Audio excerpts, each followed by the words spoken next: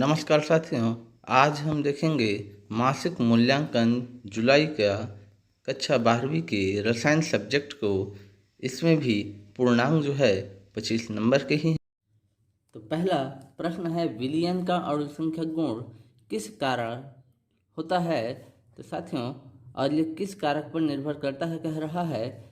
तो विलयन तब बनता है जब विलायक और विलेय को मिलाया जाता है। तो अधिकांशतः जो विलयन के अणु संख्या गुण है वो विलेय के कणों की संख्या पर निर्भर करता है। एकदम सिंपल है। प्रश्न क्रमांक 2 कह रहा है कि लोहे में लगने वाले जंग का सूत्र क्या है। तो लोहे के में यदि जंग लगता है तो लोहे का पहले सूत्र आ जाएगा Fe2। चूंकि वो ऑक्सीजन की वजह से लगता है और जल के संपर्क में आने के साथ ही लगता है, इसलिए उसका जो सूत्र होगा वो हो जाएगा Fe2O3 XH2O, जहाँ X जो है वो संख्या पर निर्भर करता है। इसके बाद अगला क्वेश्चन है, उन धातुओं के नाम लिखे जिनका वैद्युत अपघटनीय निष्कर्षण होता है। तो वैद्युत अपघटनीय निष्कर्षण जिन जिन चीज़ों का होता है, जिन जिन तत्वों का होता है वो क्या होते हैं। सोडियम होता है, एल्यूमिनियम होता है, मैग्नीशियम होता है। ये सभी ऐसी धातु हैं जिनका वैद्युत निष्कर्षण होता है। चौथा प्रश्न क्या है, 30 ग्राम कोबाल्ट डाई नाइट्रो हेक्सा एक्वो को यदि 4.3 लीटर विलियन में मिला दिया जाए तो विलियन की मोलरता की आपको क्या करनी है, गणना करनी है। तो इसके लिए हम क्या करेंगे, हल करेंगे। तो जैसे कोबाल्ट है, ये नाइट्रो है, डाई नाइट्रो, और ये हेक्सा 6 है, इसलिए हेक्सा हो जाएगा, इसको एक्वा बोलते हैं। इसका सबसे पहले हम क्या निकालेंगे, मोलर द्रव्यमान में निकालेंगे। तो कोबाल्ट का जो परमाणु द्रव्यमान होता है वो कितना होता है, 58.9 होता है। नाइट्रोजन का कितना होता है, 7 परमाणु क्रमांक, और परमाणु भार कितना होता है, 14। वैसे ही ऑक्सीजन का जो परमाणु भार होता है वो कितना होता है, 16 होता है। चूंकि यहाँ ऑक्सीजन 3 है इसलिए ये हो जाएगा 16 तिया 48। इसके बाद ऑक्सीजन का फिर से 16 और हाइड्रोजन का 2, तो 16 और 2 ये हो जाएगा 18। चूंकि इसके साथ में 6 है इसलिए यहाँ पर हम 6 से इसका क्या कर देंगे, मल्टीप्लाई कर देंगे। इस प्रकार से ये जैसे तैसा इन दोनों को जोड़ेंगे तो 62 आएगा, इस 2 से इसका गुणा कर देंगे, 18 का 6 से गुणा करेंगे तो ये हो जाएगा 108। इसके बाद 62 दूनी ये हो जाएगा 124, और सबको जोड़ेंगे तो ये आ जाएगा 290.9, जो कि क्या है, मोलर द्रव्यमान है। अब मोलर द्रव्यमान निकालने के बाद हमको मोलों की संख्या निकालनी है। तो मोलों की संख्या निकालने के लिए हम क्या करेंगे, ये सूत्र लिखेंगे, द्रव्यमान बटे मोलर द्रव्यमान। तो ये आपका विलयन है जो हमको दिया गया है। अब इसमें विलेय के मोलों की संख्या निकालने के लिए द्रव्यमान, प्रश्न में हमको द्रव्यमान दिया गया है कितना, 30 ग्राम। तो यही हम यहाँ पर लिखेंगे, द्रव्यमान की जगह लिखेंगे 30, और मोलर द्रव्यमान की जगह जो हमको वैल्यू मिला 290.9 उसको रख देंगे। इसके बाद हम करेंगे डिवाइड, भाग करेंगे। तो भाग करने पे आ जाएगा 0.103 इसके बाद हमको क्या करना है, हमको मुख्य रूप से ये 4.3 लीटर विलियन में इसको घोला जाए तो मोलरता की गणना करनी है। तो मोलरता का सूत्र निकालेंगे। तो मोलरता का सूत्र क्या है, जो विलियन है वो हमको दिया गया है 4.3, और मोलरता का सूत्र होता है विलेय के मोलों की संख्या बटे विलियन का लीटर में आयतन। तो विलेय के मोलों की संख्या ये हमने निकाला, मोलों की संख्या 0.1031 इसको रख देंगे, और विलियन का लीटर में आयतन जो हमको प्रश्न में दिया गया है 4.3 उसको रख देंगे। फिर इसको हम क्या करेंगे, भाग देंगे। तो डिवाइड भाग देने पर ही आ जाएगा 0.023 और हम जानते हैं कि लास्ट वाले अंक को छोड़ने पर उससे पहले वाले अंक में 1 बढ़ जाता है। तो यदि हम इस 9 को छोड़ेंगे तो 9 से पहले वाले में क्या कर देंगे, 1 बढ़ा देंगे, तो ये हो जाएगा 0.024 मोल। प्रश्न क्रमांक 5 क्या कर रहा है, मोलर चालकता की परिभाषा दीजिए। आपको परिभाषा लिखना है किसकी, मोलर चालकता की, और बोला जा रहा है सांद्रता के साथ इनके परिवर्तन को समझाइए। मतलब सांद्रता के साथ में मोलर चालकता में क्या परिवर्तन होता है। तो आंसर है मोलर चालकता, हम साइड हेडिंग डालेंगे, और किसी दी गई सांद्रता पर एक विलयन की जो मोलर चालकता है वो V आयतन का चालकत्व होता है। मतलब जो आयतन है उसका क्या होता है, वो चालकत्व होता है, जिसमें वैद्युत अपघट्य का क्या हो, 1 मोल घुला हो। यदि वैद्युत अपघट्य का एक मोल गोला है तो वह उसका चालकत्व ही क्या कहलाएगा, उसका मोलर चालकता कहलाएगा। तथा जो एक दूसरे से क्या हो, इकाई दूरी पर स्थित, इकाई दूरी मतलब एकांक दूरी, एक बिंदु चाहे 1 सेंटीमीटर 1 किलोमीटर या 1 मीटर की दूरी पर स्थित ए क्षेत्रफल वाले दो इलेक्ट्रोड के मध्य रखा जाता है। मतलब दो इलेक्ट्रोडों के मध्य यदि उसको रखा जाए तो वो कहलाएगा। सांद्रता घटने पर क्या होगा, प्रश्न में पूछा गया है कि सांद्रता पर क्या परिवर्तन होगा, तो बताया जा रहा है कि यदि सांद्रता घटेगा तो मोलर चालकता क्या हो जाएगा, बढ़ेगा। तो सांद्रता के घटने साथ में मोलर चालकता क्या होता है, बढ़ता है। क्यों बढ़ता है, क्योंकि कुछ आयतन भी क्या हो जाता है, उसका बढ़ जाता है। इसके बाद आते हैं प्रश्न क्रमांक 6। तो प्रश्न क्रमांक 6 क्या कर रहा है, इंडियम से डोपिंग यदि जर्मेनियम में किया जाए, सॉरी गैलियम में, तो इस किसका अर्धचालक है। इंडियम से डोपिंग यदि गैलियम लिया जाए तो ये किसका अर्धचालक होगा, और इसका आपको क्या करना है, उदाहरण भी देना है। तो एकदम सिंपल है साथियों, देखो इंडियम से डोपिंग यदि गैलियम का किया जाए तो पी प्रकार का अर्धचालक बनेगा। क्यों बनेगा, क्योंकि गैलियम के संयोजी कोष में कितने इलेक्ट्रॉन होते हैं, 4 इलेक्ट्रॉन होते हैं। और जब 4 इलेक्ट्रॉन होगा तो इसको जब इंडियम से डोपिंग करते हैं तो इसका जो 3 इलेक्ट्रॉन है बाह्य कोष में, इसमें 3 इलेक्ट्रॉन होते हैं। ये 3 इलेक्ट्रॉन जर्मेनियम के 4 इलेक्ट्रॉन में से 3 के साथ क्या करते हैं, बंध बना लेते हैं। तो 3 के साथ बंध बनाया तथा जर्मेनियम का जो चौथा इलेक्ट्रॉन है वो क्या रह जाता है, स्वतंत्र रह जाता है। तो बंध बनाने के लिए उसको 1 इलेक्ट्रॉन की कमी पड़ जाती है, और यह इलेक्ट्रॉन ही क्या करता है, उसके लिए पी प्रकार के अर्धचालक बनाने में सहयोग करता है।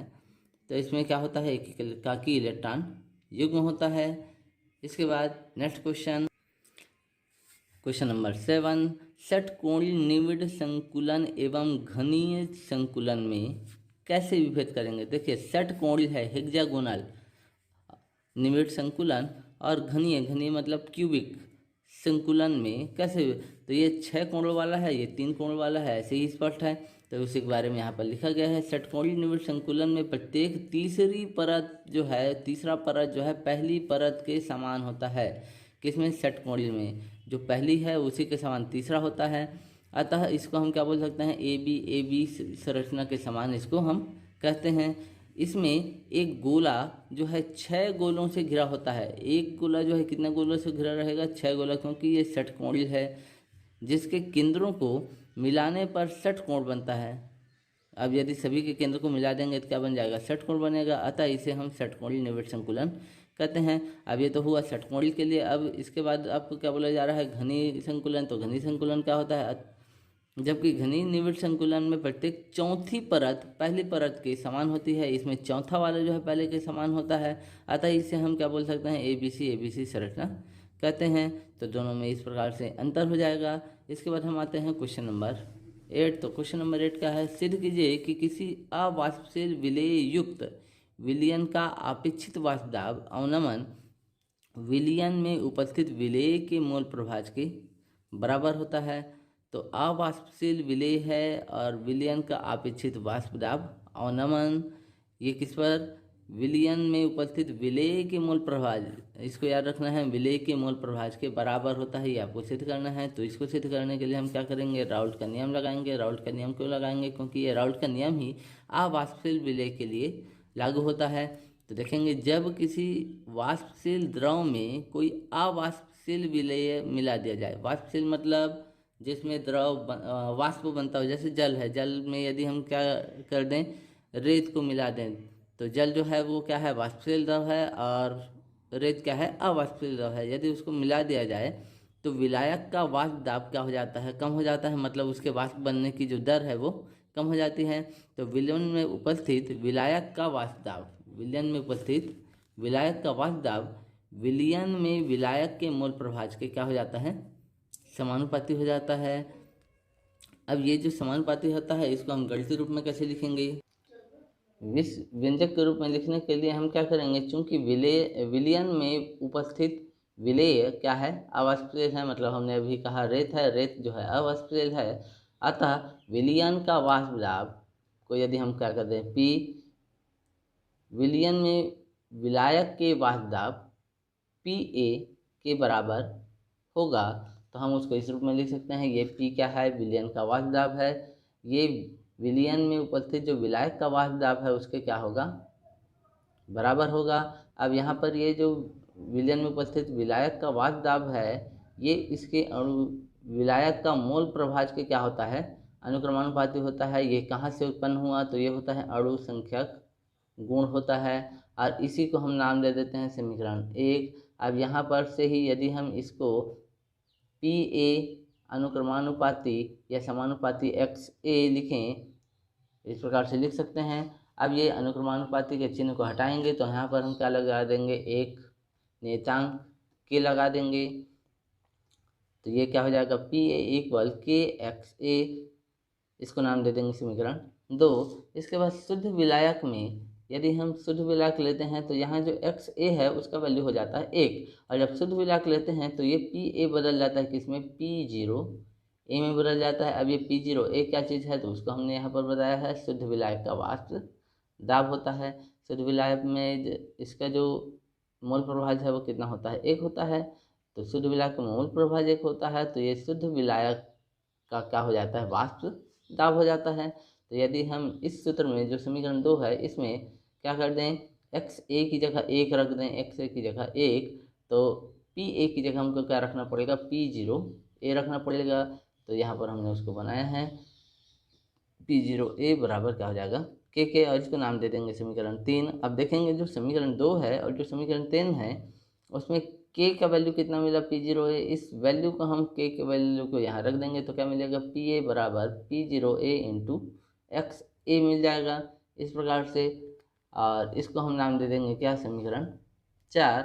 अब विलेय का मोल प्रभाज यदि हम क्या मान लें, एक्स बी मान लें, तो ये क्या है आपका विलायक का मोल प्रभाज प्लस विलेय का मोल प्रभाज, ये दोनों मिलकर के कितना बराबर होता है, 1 के। इसको नाम दे देंगे समीकरण 5। अब यहाँ से हम क्या करेंगे, इस एक्स बी को इधर पक्षांतर कर देंगे तो हमको एक्स ए मिल जाएगा। एक्स ए क्या चीज़ है, आपका विलायक का मोल प्रभाज है। अब इस सूत्र को हम कहाँ रख देंगे, समीकरण 4 में रखेंगे, तो पी ए बराबर क्या मिल जाएगा, P0 ए इंटू एक्स ए। तो एक्स ए का वैल्यू आपका क्या है, 1 माइनस एक्स बी, तो उसको यहाँ पर हम रख देंगे तो इस प्रकार से मिल जाएगा। अब हम कोष्टक हटाएंगे तो P0 ए का मल्टीप्लाई होगा 1 से, तो इस प्रकार से आएगा, और P0 ए का मल्टीप्लाई जब एक्स बी से होगा तो ये माइनस जैसे का तैसा हो जाएगा, और P0 ए इंटू एक्स बी हो जाएगा, और इसको नाम दे देंगे समीकरण 7। अब हमको क्या करना है, ये जो P0 ए इंटू एक्स बी है इसको हम इधर पक्षांतर कर देंगे, और ये जो पी ए है इसको इधर ले जाएंगे तो ये इधर आके माइनस हो जाएगा, ये उधर जाके क्या हो जाएगा, प्लस हो जाएगा इस प्रकार से P0 A minus P A. अब यहाँ से हमको मोल प्रभाज चाहिए, किसका मोल प्रभाज चाहिए, विलेय का मोल प्रभाज। तो इस P0 ए को क्या कर देंगे, इधर पक्षांतर कर देंगे, तो ये आपका क्या है, विलेय का मोल प्रभाज के बराबर क्या हुआ, वाष्प दाब में आपका अपेक्षित अवनमन।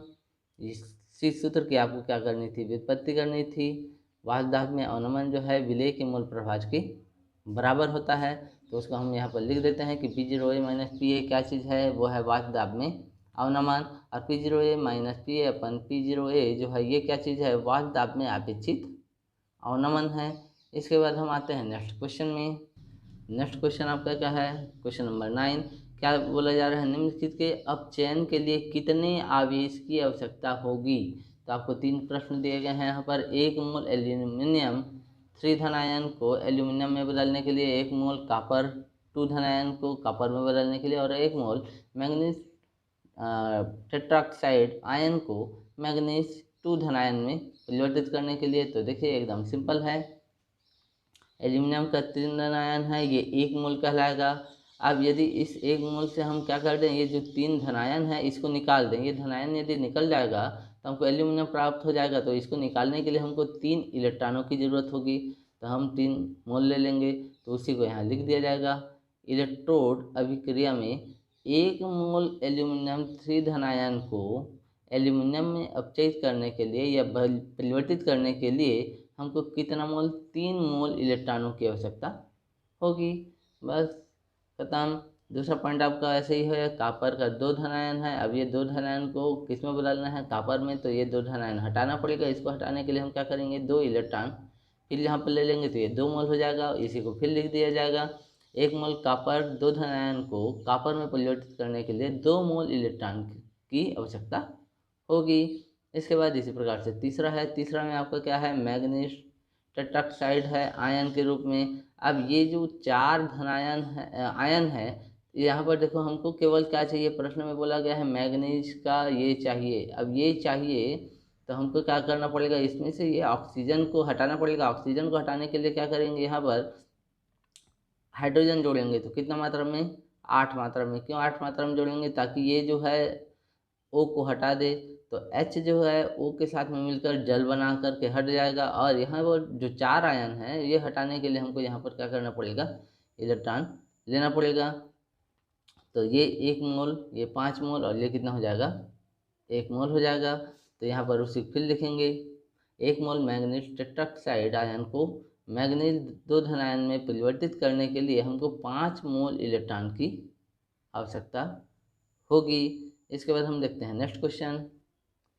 तो नेक्स्ट क्वेश्चन है, कारण बताइए। क्या कारण बताइए कि कांच को अतिशीतित द्रव क्यों माना जाता है, और आयनिक ठोस जो है कठोर एवं भंगुर दोनों होते हैं क्यों। तो उत्तर है एकदम सिंपल, कांच जो है वो क्या है, अक्रिस्टलीय ठोस है, मतलब वो क्रिस्टल के समान कोई ठोस नहीं है। इनमें जब हम क्या करते हैं, ताप बढ़ाते हैं, तो ताप की एक निश्चित मात्रा में निश्चित परास पर ये क्या हो जाता है, नरम हो जाता है। और नरम होकर ये क्या होता है, द्रवों के समान प्रवाहित होने लगता है, मतलब बहने लगता है।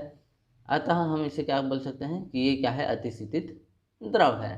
दूसरा है जो आयनिक ठोस भंगुर और ठोस दोनों होते हैं। तो क्यों होते हैं, तो आयनिक ठोस जो है भंगुर तथा ठोस होते हैं क्योंकि इनमें क्या होता है, आयनों के मध्य में प्रबल स्थिर विद्युत आकर्षण बल होता है। जो आयन है उनके मध्य में क्या होता है, प्रबल स्थिर विद्युत आकर्षण बल होता है।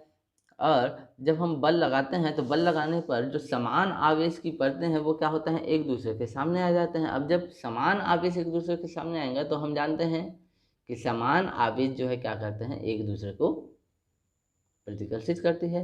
इसलिए इनमें क्या होता है, प्रतिकर्षण होता है। और प्रतिकर्षण होने के कारण वो क्या हो जाता है, टुकड़े टुकड़े में व्यक्त हो जाते हैं। सिंपल सा मोम एक उदाहरण है इसका, ठोस भी होता है और भंगुर भी, थोड़ा सा ताकत लगाने से ये टूट जाते हैं। इसके बाद आपका लास्ट क्वेश्चन है, इसमें विशिष्ट चालकता क्या है, इसकी इकाई बताइए। और इसका दूसरा जो पॉइंट है, कोलरास नियम द्वारा किसी अल्प विलेय लवण की विलेयता का निर्धारण किस प्रकार किया जाता है। तो हमारा आंसर है विशिष्ट चालकता। हम साइड हेडिंग डालेंगे, विशिष्ट चालकता किसी विद्युत अपघट्य के 1 सेंटीमीटर त्रिघात, इसको 1 घन सेंटीमीटर भी बोला जा सकता है या 1 सेंटीमीटर त्रिघात भी बोला जा सकता है, विलयन की चालकता को विशिष्ट चालकता कहते हैं।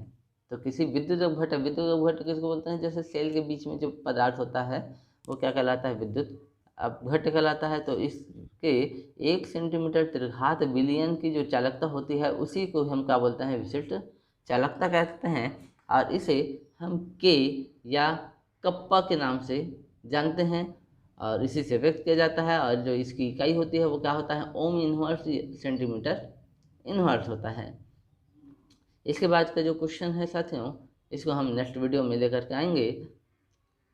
यदि ये वीडियो आपको पसंद आया, अच्छा लगा, तो लाइक, सब्सक्राइब और शेयर जरूर करें। धन्यवाद।